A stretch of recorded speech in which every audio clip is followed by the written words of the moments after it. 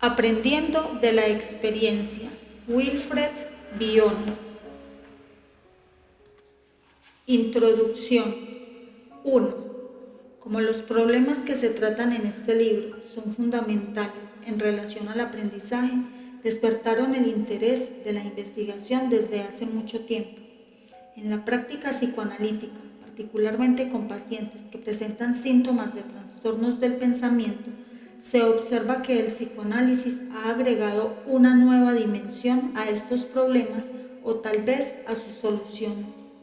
2.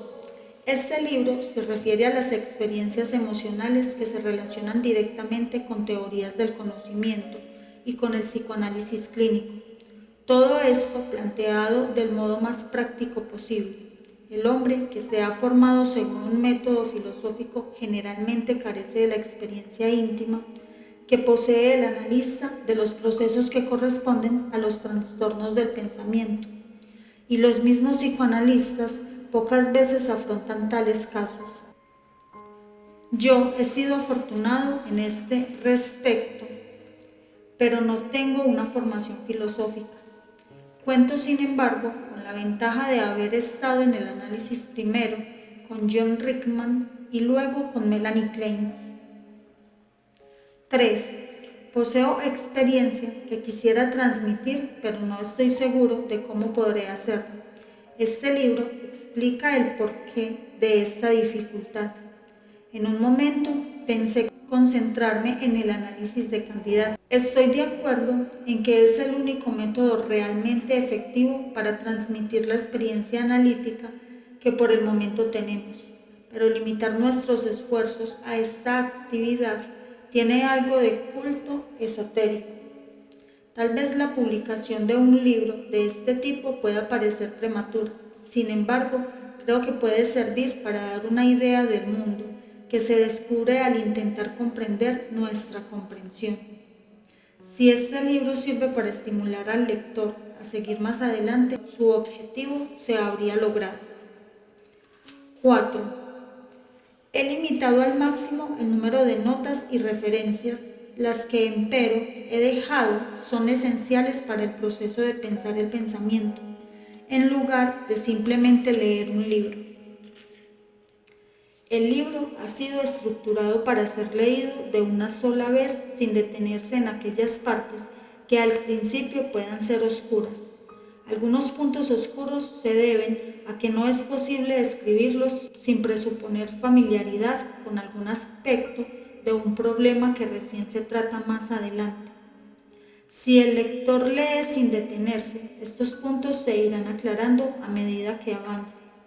Lamentablemente, subsisten puntos oscuros debido a mi incapacidad para aclararlos. El lector puede encontrar que el esfuerzo de aclararlos por sí mismo es realmente gratificante y no es una tarea que se le impone porque yo haya dejado de realizarla. 5. Puede parecer que empleo en forma equivocada palabras cuyo significado ya está establecido, como en el caso de los términos función y factores. Un crítico me ha señalado que empleo los términos en forma ambigua, de modo tal que existe el peligro de que el lector se confunda por las asociaciones que existen entre esas palabras y las matemáticas y la filosofía. Las he usado deliberadamente en razón de esas asociaciones y deseo que la ambigüedad persista. Es mi propósito que el lector recuerde las matemáticas, la filosofía y el uso corriente, porque una característica de la mente humana a la que me refiero puede desarrollarse en forma tal que en un estudio posterior pueda clasificarse bajo estos encabezamientos y otros. Pero lo que me interesa aquí no es lo que la función pueda llegar a ser. Mi empleo del término tiene el propósito de señalar que si la persona en observación está realizando un cálculo matemático o un acto de envidia o caminando de una manera peculiar, todas son para mí funciones de la personalidad.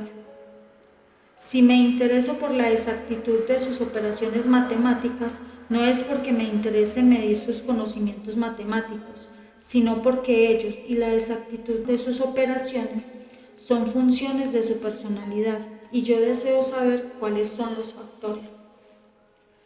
6. Si el lector lee el párrafo anterior nuevamente, comprobará que al optar por el uso del término función, conservando su penumbra de asociaciones, puede suponerse que usará el término según las reglas y las convenciones que aceptan los matemáticos o los filosóficos para regular su uso.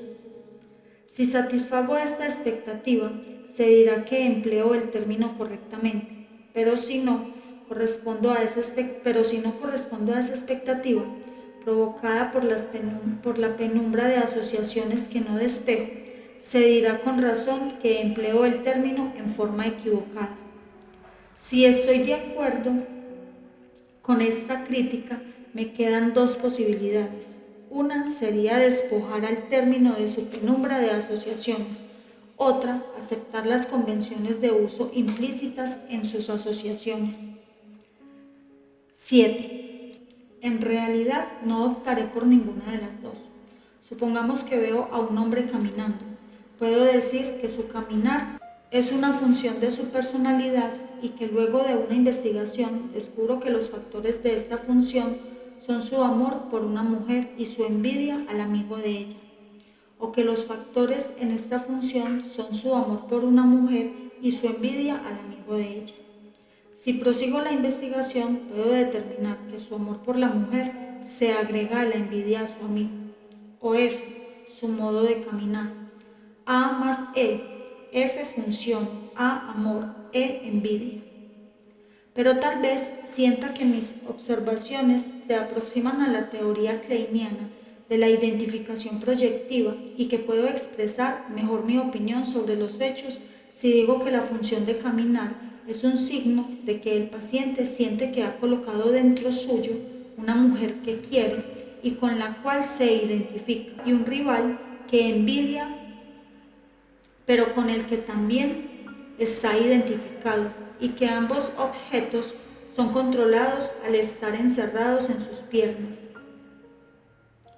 Ahorraré al lector una figura geométrica, expresando esta última idea matemáticamente, pero le pediré que reflexione si es cierto que en el capítulo 1 empleo los términos función y factor en forma equivocada. Entiendo que este uso pueda confundir, pero no estoy de acuerdo en que se pueda afirmar que hago un mal uso del término. En un capítulo ulterior, sostengo que el uso de ideas y los símbolos que las representan está menos desarrollado que el proceso mediante el cual esas ideas han evolucionado. Por esta razón, estoy dispuesto a aceptar que empleo mal una idea o su símbolo o ambos, pero no estoy de acuerdo en que existe un criterio definitivo sobre esta cuestión. En la metodología psicoanalítica, el criterio no debe depender de si un uso determinado es correcto o incorrecto, si tiene significado o es verificable, sino de su capacidad para fomentar el desarrollo. 8. No estoy sugiriendo que esa capacidad de promover tal desarrollo nos provea de un criterio absoluto, la teoría psicoanalítica y su práctica. En los casos en que el pensamiento presenta trastornos graves, señala la necesidad de una reformulación de las ideas sobre el origen y naturaleza de los pensamientos, y una reformulación paralela de las ideas sobre los mecanismos mediante los cuales es posible lograr pensar pensamientos. Mas sí es cierto que es necesidad modificar nuestros enfoques sobre los pensamientos y los mecanismos del proceso del pensar. Es probable que esta modificación, si es tan importante como yo lo creo, exija la modificación también de la forma en que producimos pensamientos y los métodos que empleamos al usarlos. Mi método de crear factor y función y su capacidad para representar una realización no tiene por qué ser considerado necesariamente equivocado por diferir de los métodos que son generalmente aceptados como los únicos que corresponden a una correcta producción, naturaleza y uso de los conceptos. Claro está que mi método no está libre de ser sometido al examen crítico al que la experiencia psicoanalítica ha enseñado que todo pensar debe ser sometido. 9. Los métodos que presenta este libro no son definitivos, aun cuando me he dado cuenta de que son inadecuados, a menudo no me ha sido posible mejorarlos. Me encontré en una posición semejante a la de un científico que sigue empleando una teoría que sabe que es imperfecta porque aún no se ha descubierto otra mejor que la reemplace. Capítulo 1. 1. Denominar una acción por el nombre de la persona de la cual se piensa que esta acción es típica. Hablar, por ejemplo, de Spoonerismo como si fuera una función de la personalidad de un individuo llamado Spooner. Es muy común en la conversación corriente. Aprovecho este uso para deducir de él una teoría de las funciones que resistirá una aplicación más rigurosa que la empleada en esa frase corriente. Supondré que hay factores en la personalidad que se combinan produciendo entidades estables que yo denomino funciones de la personalidad.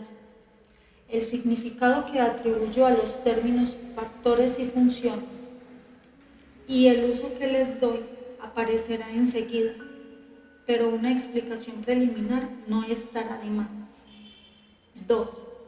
El enunciado, un factor que debemos tener en cuenta en la personalidad de X, es su envidia a sus compañeros. Puede ser hecho por cualquier persona lega o puede significar poco o mucho. Su valor depende de nuestra opinión sobre la persona que lo dice y el peso que ella atribuye a sus propias palabras. La fuerza del enunciado se altera si doy el término envidia, el peso y significado con que lo ha revestido Melanie Klein. 3. Supongamos otro enunciado.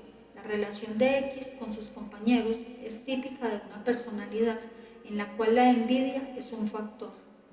Este enunciado expresa la observación de una función, en la cual los factores son la transferencia y la envidia. Lo que se observa no es la transferencia o la envidia, sino algo que es una función de la transferencia y de la envidia. Es necesario, en el curso del psicoanálisis, deducir nuevos factores de los cambios observados en la función y distinguir diferentes funciones. 4. Función es el nombre de la actividad mental propia a un número de factores operando en consonancia. Factor es el nombre para una actividad mental que opera en consonancia con otras actividades mentales, constituyendo una función. Los factores son deducibles de la observación de las funciones de las cuales son parte y conservan una mutua armonía. Pueden ser teorías o las realidades que las teorías representan. Pueden parecer lugares comunes pertenecientes al insight común, pero no lo son porque la palabra usada para designar el factor se emplea en forma científica y por lo tanto más rigurosa de lo que es usual en el inglés corriente. Los factores no se deducen directamente, sino a través de la observación de las funciones. 5. La teoría de las funciones facilita la correlación de la realización con el sistema deductivo que la representa. Es más, su uso de flexibilidad a una teoría analítica que debe emplearse en situaciones analíticas de muy diversa índole, sin perjudicar la permanencia y estabilidad de la estructura de la que es parte. Además, mediante la teoría de las funciones, sistemas deductivos que poseen un alto grado de generalización puede representar observaciones en el análisis de un paciente particular. Esto es importante porque la teoría psicoanalítica debe ser aplicada a cambios que tienen lugar en la personalidad del paciente. Si el analista observa funciones y deduce de ellas los factores con los que están relacionados, el obstáculo que separa la teoría de la observación ha sido sorteado sin la elaboración de nuevas y posiblemente equivocadas teorías. 6. La función a la que me refiero, por su importancia intrínseca, también sirve para ilustrar el uso que se puede dar a una teoría de las funciones. Llamo a esta función una función alfa, de modo que pueda referirme a ella sin estar limitado, como lo estaría si empleara un término más rico en significados, por una penumbra de asociaciones que se dirían. En cambio, el significado de las teorías que aparecen como factores deben conservarse y emplearse lo más rigurosamente posible. Doy por sentado que ese significado ha sido aclarado en forma satisfactoria por los autores y demás personas que han analizado las teorías con comprensión crítica.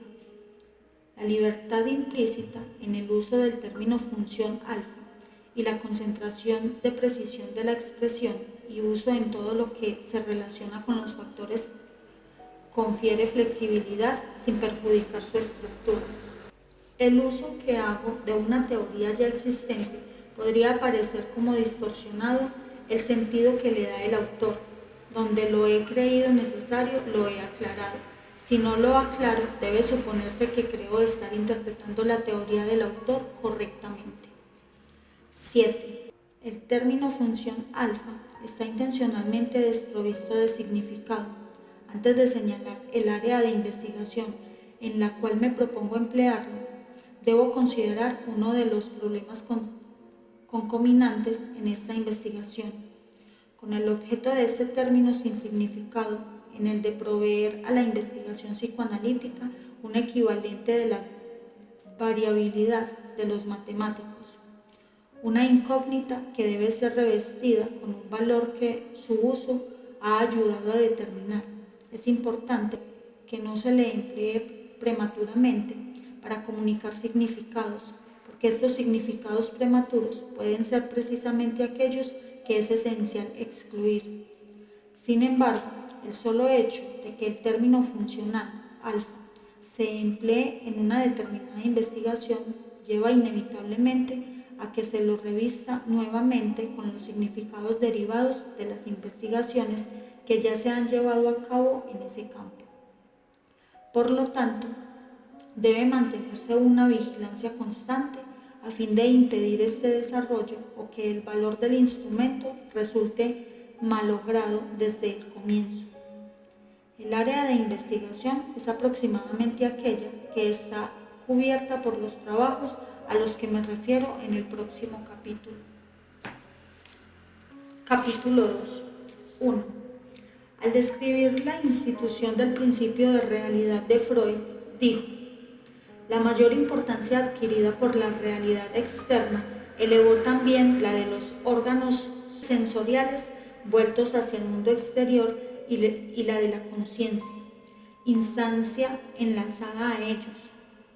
Esta última hubo de comenzar a aprender ahora las cualidades sensoriales, además de la de placer y displacer, únicas interesantes hasta entonces.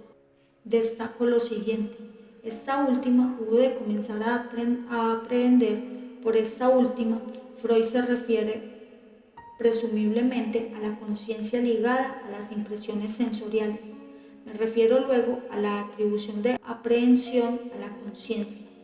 Lo que interesa en este último es la función de la aprehensión misma, la aprehensión de las impresiones sensoriales y las comprensiones de las cualidades de placer y displacer son ambas investigadas en este trabajo.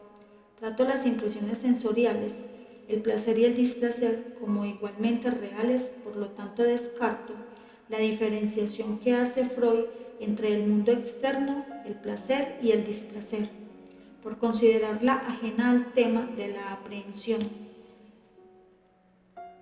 Me referiré, sin embargo, a la relación que existe entre el principio del placer y el principio de realidad, y la elección que un paciente puede realizar enfrentando con la posibilidad de modificar una frustración o evadirla. 2. El atribuir a la conciencia la capacidad de aprehensión lleva a contradicciones que se pueden evitar aceptando los fines de la teoría que deseo proponer una posterior conceptualización de Freud. Pero, ¿qué parte tendrá en nuestro esquema de la conciencia lo que en un momento fue tan omnipotente y oculto a todo lo demás? Simplemente el de un órgano sensorial para la percepción de cualidades psíquicas. subrayado por Freud. 3. Siguiendo con la cita de 2 principios del funcionamiento mental de Freud, se contribuyó una función especial, la atención, cuyo contenido consistía en indagar periódicamente el mundo exterior para que sus datos puedan ser ya familiares cuando surja una necesidad interna urgente. Esta actividad sale al encuentro de las impresiones sensoriales en lugar de esperar su aparición. Freud no profundizó su investigación de la atención más allá, pero el término, como él lo usa, tiene un significado que investigaré como un factor en la función alfa. 4. Para continuar, probablemente se estableció también al mismo tiempo un sistema de notación encargado de depositar los resultados de esta actividad periódica de la conciencia, una parte de lo que llamamos memoria. La notación y la acumulación de los resultados de la atención son también fenómenos para ser investigados con ayuda de la teoría de la función alfa. 5. Se tendrá en cuenta algunas teorías de Melanie Klein y sus colaboradores. Las mencionaré aquí, son las siguientes: el split time y la identificación proyectiva, la transición de la posición paranoide esquizoide a la posición depresiva y viceversa, la formación de los símbolos y algunos de mis trabajos anteriores sobre el desarrollo del pensamiento verbal. Me referiré a ellos solo como factores modificados por combinaciones entre ellos en una función. Esto es todo en cuanto a trabajos anteriores. Ahora daré un ejemplo del empleo de esta teoría de las funciones en una investigación psicoanalítica del campo cubierto por los trabajos a que me he referido en este capítulo. Capítulo 3. 1. Una experiencia emocional que ocurra durante el sueño, que elijo por razones que enseguida veremos, no difiere de una experiencia emocional que ocurre durante el estado de vigilia, en que las percepciones de la experiencia emocional tienen en ambos casos que ser elaborados por la función alfa antes de que puedan ser usadas por los pensamientos oníricos. 2. La función alfa opera sobre las impresiones sensoriales, cualesquiera sean, y las emociones, cualesquiera sean las que el paciente acepte. Mientras la función alfa opere con éxito, se producirán elementos alfa y estos elementos resultarán adecuados para ser almacenados y satisfacer requisitos de los pensamientos oníricos. Si la función alfa es perturbada y por lo tanto resulta inoperante, las impresiones sensoriales que el paciente capta y las emociones que a la vez está experimentando permanecen inmodificadas. Los llamaré elementos beta. En contraste con los elementos alfa, los elementos beta no son sentidos como si se trataran de fenómenos, sino como las cosas en sí mismas. Asimismo, las emociones son objetos de los sentidos. Por lo tanto, estamos frente a un estado anímico precisamente contrastante con el de un científico que sabe que se ocupa de fenómenos, pero que no tiene la misma certeza respecto de si los fenómenos tienen una contraparte de cosas en sí mismas. 3. Los elementos beta no son propensos a ser usados en los pensamientos oníricos, pero sí son apropiados para ser usados en la identificación proyectiva. Influyen en la producción del acting out. Sus objetos que pueden ser evacuados o empleados para una forma de pensar que depende de la manipulación de lo que es sentido como cosas en sí mismas, como para sustituir tal manipulación por palabras e ideas. Por ejemplo, un hombre puede asesinar a sus padres y sentirse luego libre para amar, porque a través de este acto supone haber evacuado a sus padres internos antisexuales. Tal acto está dirigido a liberar el psique del acrecentamiento de estímulos. Los elementos beta se almacenan, pero difieren de los elementos alfa en que no son tanto recuerdos como hechos no digeridos, mientras que los elementos alfa han sido digeridos por la función alfa y por lo tanto se convierten en disponibles para el pensamiento. Es importante establecer la diferencia entre los recuerdos y los hechos no digeridos. Los elementos beta, más adelante veremos el uso de los términos digerido y no digerido. 4. Si el pensamiento no puede transformar su experiencia emocional en elementos alfa, no puede soñar. La función alfa transforma las impresiones sensoriales en elementos alfa que se asemejan y en realidad pueden ser idénticos a las imágenes visuales con las que estamos familiarizados en los sueños. Principalmente, los elementos que Freud considera entregan su contenido latente cuando el analista los ha interpretado. Freud mostró que una de las funciones de un sueño es la de preservar el dormir. El fracaso de la función alfa significa que el paciente no puede soñar y por lo tanto no puede dormir. Como la función alfa determina que las impresiones sensoriales de la experiencia emocional sean asequibles para el pensamiento consciente y el pensamiento onírico, el paciente que no puede soñar no puede quedarse dormido y no puede despertar. De allí la condición peculiar que se manifiesta clínicamente cuando el paciente psicótico se comporta como si estuviera precisamente en este estado. Capítulo 4. 1. Ahora consideraremos la experiencia emocional en forma general y no solamente como se da en el dormir. Acentuaré lo que he dicho hasta ahora a través de una nueva versión de una teoría popular de las pesadillas. Se creía que un hombre tenía una pesadilla porque se había indigestado y por eso despertaba aterrorizado. Mi versión es: el paciente que duerme está aterrorizado, debido a que no puede detener una pesadilla, no puede despertar ni tampoco puede quedarse dormido. Por lo tanto, ha sufrido de indigestión mental. 2. El enunciado más general de la teoría es que para aprender de la experiencia la función alfa debe operar sobre la captación de la experiencia emocional. Los elementos alfa surgen de las impresiones de la experiencia, por lo tanto se convierten en acumulables y disponibles para los pensamientos oníricos y para el pensamiento inconsciente de la vigilia. Un niño que tiene la experiencia emocional llamada aprender a caminar es capaz, gracias a la función alfa, de acumular esta experiencia. Pensamientos que en un principio tuvieron que ser conscientes se convierten en inconscientes y de este modo el niño puede realizar todo el pensar necesario para caminar sin ser ya consciente de ello.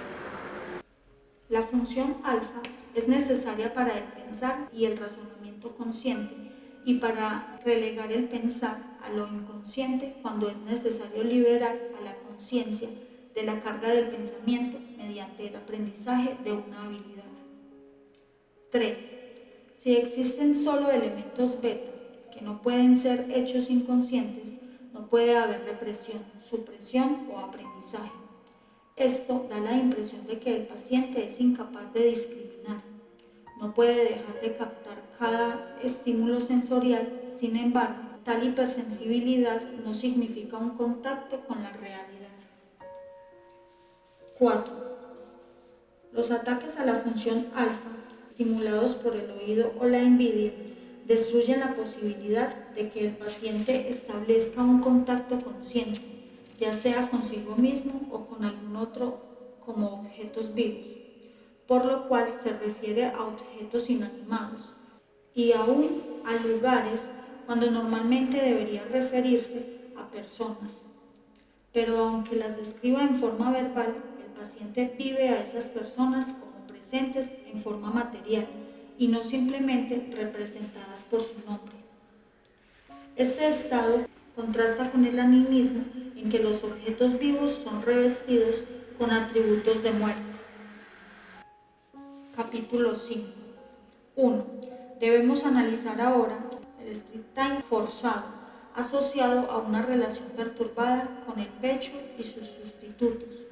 El lactante recibe del pecho leche y otros bienestares corporales. También recibe amor, comprensión, solaz. Supongamos que su iniciativa es obstruida por el temor de la agresión, la propia o la de otros. Si la emoción es muy intensa, inhibe el impulso del lactante para obtener alimento. El amor en el lactante o en la madre o en ambos incrementa antes que debilita la obstrucción, en parte porque no se puede separar el amor de la envidia, que se siente del objeto tan amado, y en parte porque se siente que se despierta envidia y celos en un tercer objeto que queda excluido. El papel que desempeña el amor puede pasar desapercibido porque la envidia, la rivalidad y el odio lo pueden oscurecer, aunque el odio no existiría de no estar presente el amor. La violencia de la emoción obliga al refuerzo de la obstrucción, porque no se distingue la violencia de la destructividad y las subsiguientes culpa y depresión. El temor a la muerte por inanición, falta de lo esencial, obliga a reanudar la succión. Se desarrolla un split, división, entre la satisfacción material y la psíquica. 2. Se teme tanto al miedo, al odio y a la envidia que se toman las medidas necesarias a fin de destruir la captación de todos los sentimientos, aunque esto no se diferencia del hecho de destruir la vida misma.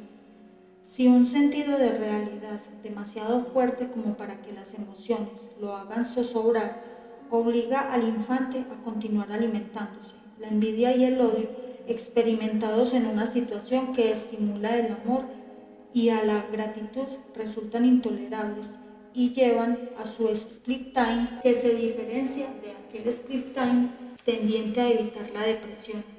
Se diferencia del split time provocado por impulsos sádicos en que su objeto y efecto es el permitir al lactante obtener lo que luego en la envidia se llamarán comodidades materiales, sin admitir la existencia de un objeto vivo del cual dependen estos beneficios.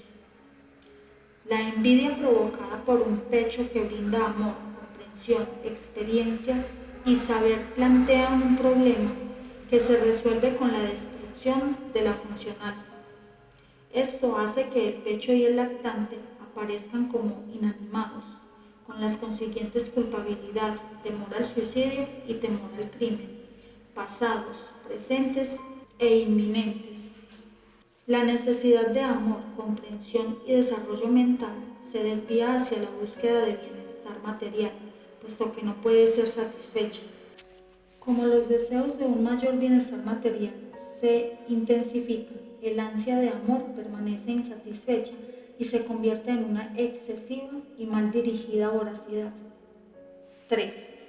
Este split, división, impuesto por una parte por la inanición y el temor a la muerte por inanición, y por la otra por el amor y el temor a la envidia criminal asociada al odio, produce un estado mental en el cual el paciente persigue vorazmente toda forma de comodidad material.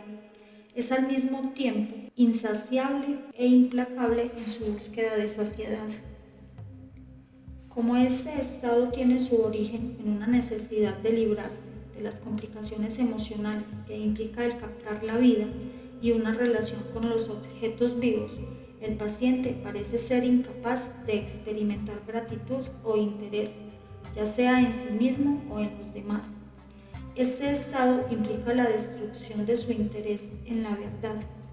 Como estos mecanismos fracasan en liberar al paciente de sus dolores y él siente que esto se debe a la carencia de algo, su búsqueda de una cura toma la forma de una búsqueda de un objeto perdido y termina en una dependencia mayor en la comodidad material, siendo la cantidad el elemento determinante y no la calidad.